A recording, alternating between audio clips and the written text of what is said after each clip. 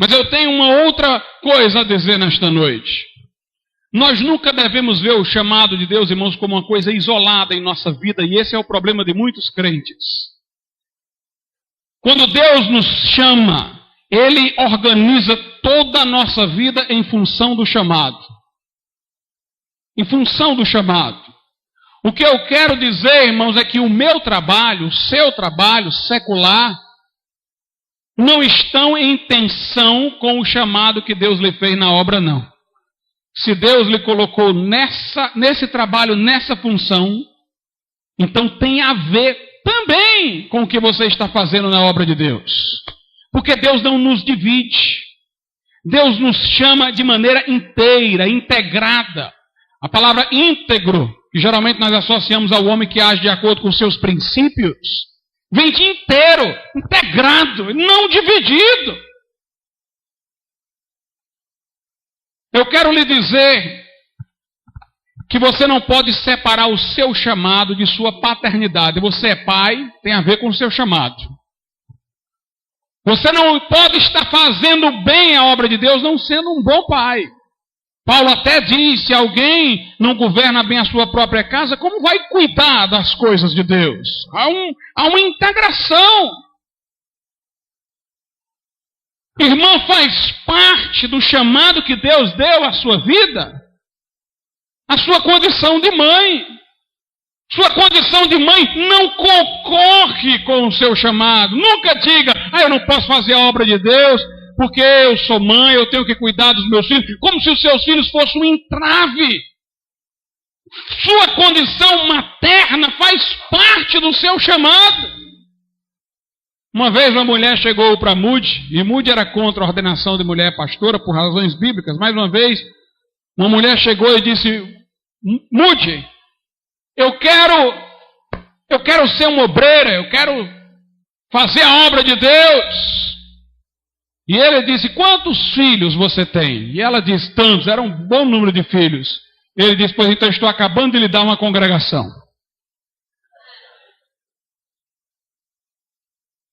Irmãos, tem que ser um todo.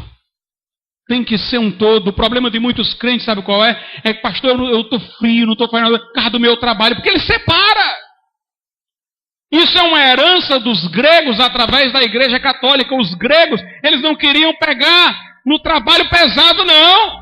Eram os escravos que trabalhavam e eles viviam só na política, nas discussões públicas. Para eles, os bárbaros é que tinham que trabalhar, eles tinham que viver na vida contemplativa. Eles não conseguiam conciliar vida contemplativa com o trabalho. A igreja católica herdou isso e também separa os que têm uma vida para Deus, vão para o monastério, fica longe dos ofícios seculares, vão para lá. E os outros vivem na vida secular, mas na Bíblia nós não encontramos isso. Paulo era um fazedor de tendas e um grande apóstolo. Pedro era um pescador e um grande apóstolo. Depois que Jesus mandou Pedro deixar as redes, outra vez mandou Pedro ir pescar, para tirar da boca do peixe uma moeda para pagar o tributo. Nós não vemos separação, irmãos, nesses homens, nós não vemos.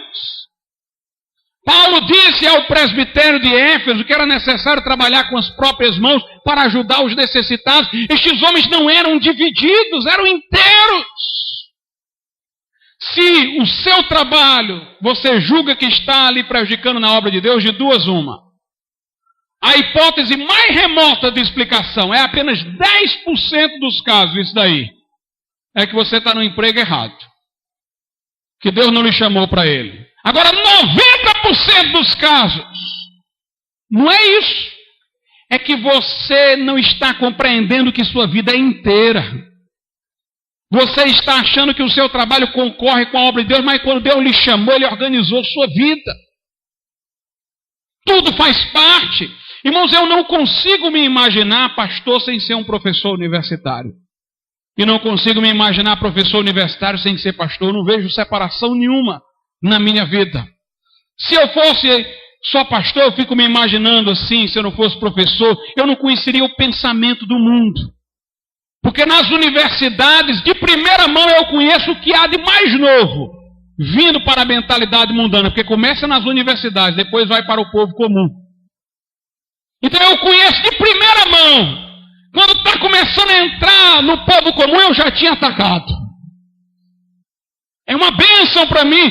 Coloca as minhas antenas ativadas para me antecipar. Por outro lado, irmãos, é um bom ambiente de evangelização para mim. Eu evangelizo os meus alunos.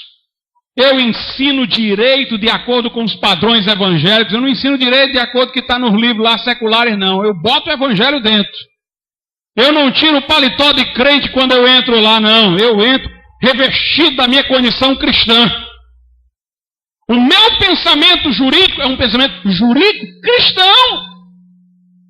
Eu não vejo separação, irmãos, eu me vejo inteiro.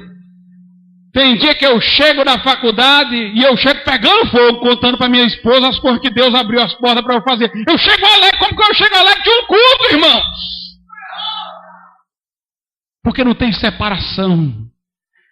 Crente, você tem que descobrir por que você está nesse lugar, de que maneira você vai integrar com o seu chamado. Deus não quer a nossa vida concorrendo uma parte com a outra, não. Deus não quer uma vida dividida, uma parte em tensão com a outra, não. É claro que Deus chama alguns para serem exclusivamente pastores. Deus chama alguns para serem exclusivamente missionários. Teoricamente deveria ser até a maioria nessa posição. Mas o que eu estou querendo falar não é nem tanto para pastores. É para você, um crente aí, que está fazendo a obra de Deus. E o seu trabalho você está vendo como uma concorrência. Com o que você tem que fazer na obra de Deus, a obra de Deus tem que entrar lá. E você tem que ver o que é útil de lá para trazer para cá, porque Deus nos chamou por inteiro, irmãos. Por inteiro. Nós não fomos chamados para sermos divididos. E eu vou dizer uma coisa, os protestantes do século XVI entenderam isso mais do que nunca. Como eu queria que os protestantes do século XXI, particularmente aqui no Brasil, a terra da malandragem, entendessem isso. Porque no século XVI, na época da Reforma, irmãos, os protestantes eram homens trabalhadores. Trabalhadores. Impressionantemente trabalhadores. Mesmo Lutero, um homem que era dedicado praticamente à vida de pastor, mas Lutero escreveu hinos, irmãos. Escreveu catecismos, livros. Foi professor de teologia. João Calvino ajudou a organizar a cidade de Genebra do ponto de vista jurídico, pregou e escreveu, fundou a Academia de Genebra. Aqueles homens eram incansáveis, irmãos, incansáveis. Eles sabiam que tinham um chamado, uma missão a cumprir, e eles se dedicavam fervorosamente a isso. Foi assim que os países protestantes se elevaram. Hoje estão tudo caindo. É só o que a gente ouve no noticiário. A crise do euro, da moeda, estão todos em decadência. Ainda são muito ricos, porque subiram tanto lá em cima, que vai demorar para chegar lá embaixo. Mas estão caindo, porque abandonaram a fé, porque as igrejas estão vazias. Inclusive eu lamento muito porque pessoas aqui no Brasil dizem, vamos imitar a Europa que está caindo, deveriam imitar a Europa que subiu, sob o fôlego da reforma. Mas você pode ver os países que estão caindo mais rapidamente são os católicos. Espanha, Portugal, Itália, Grécia, que não é evangélica. Os que demoram mais a cair são aqueles que vieram de uma herança evangélica. Alemanha, Inglaterra. Nós precisamos, irmãos, de gente dedicada, esforçada.